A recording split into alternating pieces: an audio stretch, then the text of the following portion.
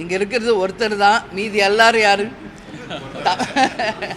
இல்லை, நான் சொல்கிறேன், இவங்க இருக்கிற அத்தனை பேருமே முக்கிய பொறுப்பு தான். உங்கள் பார்வை அவங்க மேலே மட்டுமே இருக்குது. அது பார்ப்பவர்களின் கண்ணோட்டத்தை பொறுத்தது. இன்னைக்கு தேமுதிகவில் லட்சக்கணக்கான பேர் உறுப்பினர்களாக இருக்காங்க. அதில் ஒருத்தர் என்னுடைய சகோதரர் சுதீஷ். கேப்டனுக்கு மறைவுக்கு பிறகு இப்போ விஜய் பிரபாகர் அத்தனை பேர் விருப்பத்துக்கு என்னங்க போட்டி போட்டார் விருதுநகரில், அவ்வளோதான். வேறு யார் இங்கே குடும்ப உறுப்பினர் இருக்காங்க?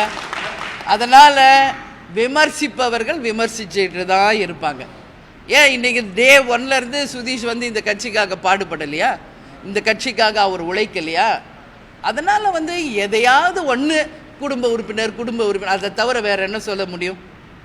அதை தவிர வேறு என்ன சொல்ல முடியும்? இன்றைக்கி லட்சக்கணக்கான உறுப்பினர்கள் நிர்வாகிகள் இருக்கின்ற இந்த கழகத்தில் த டே ஒன்லேருந்து இன்றைக்கு வரைக்கும் கேப்டனுக்கும் எங்கள் கழகத்துக்கும் எனக்கும் துணை நிற்பவர் சுதீஷ். ஏன் கொடுக்கக்கூடாதா? ஏன் அந்த போஸ்ட்டுக்கு அவருக்கு என்ன அருகதை இல்லையா, உரிமை இல்லையா அப்படின்ற கேள்வி தான் நான் கேட்பேன். சரிங்களா? அதனால் நீங்கள் பார்ப்பவர்கள் கண்ணோட்டத்தை பொறுத்தது. நீங்கள் அந்த ஒரு நபரை விட்டுட்டு வைடாக பாருங்கள். இங்கேயும் எவ்வளோ பேர் எங்களை சுற்றி நிற்கிறாங்க. ஏன் அந்த ஒன்று மட்டும் நீங்கள் பார்க்குறீங்கன்ற கேள்வியை நான் கேட்குறேன்.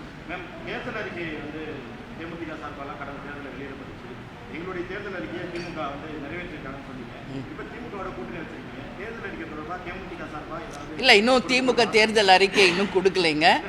இல்லை, நான் உங்களுக்கு சொல்கிறேன், தேர்தல் அறிக்கை அவங்களது வரட்டும், நாங்கள் சொல்கிறது சொல்லுவோம்.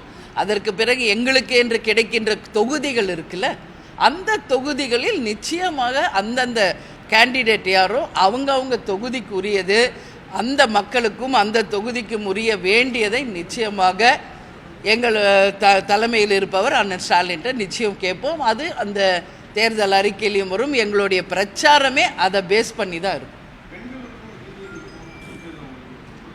கண்டிப்பாகங்க.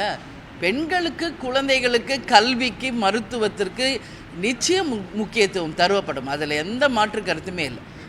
ஸோ இன்றைக்கி வந்து நாங்கள் யார் என்ன கேண்டிடேட் இன்னும் டிசைட் ஆகலை. அந்த கேண்டிடேட்டு அந்த தொகுதிக்கு என்னெல்லாம் தேவை இருக்குது, முக்கியமாக அந்த தொகுதிக்கு என்ன கவர்மெண்ட் செய்யணும், இதுதான் தேர்தல் அறிக்கையாக இருக்கும். தேர்தல் பிரச்சாரத்திலையும் அதை நாங்கள் முன்னிறுத்தும்.